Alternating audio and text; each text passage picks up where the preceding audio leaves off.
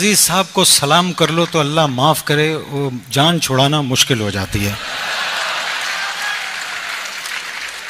میں نے صرف پیچھے اتنا پوچھا، میں نے کہا کی حال ہے طارق صاحب؟ بس یار اللہ دا شکر ہے، تو سنا کی حال نے تیرے؟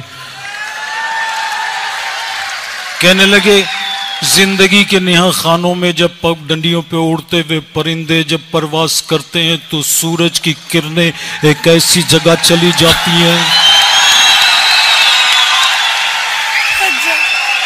جہاں انسان اپنے ادراک سے دور ہوتا ہوا شفق کے اس پار چلا جاتا ہے.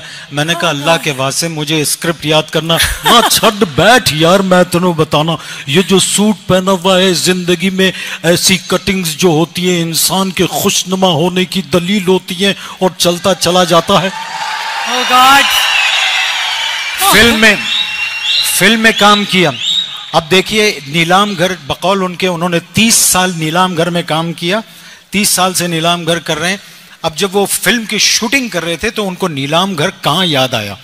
ایک جذباتی سین تھا، عدالت لگی ہوئی تھی، جج بیٹھے ہوئے تھے اور یہ کھڑے ہوئے کہہ رہے ہیں وہ عدالت دل کی عدالت نہیں تھی جہاں کا قانون اسے معاف کر دیتا، وہاں گواہ تھے، اقرار جرم تھا، بے شمار نگاہ مجسم سوال تھی کہ میں منصف ہوں یا کوئی اور. پاکستان زندہ باد.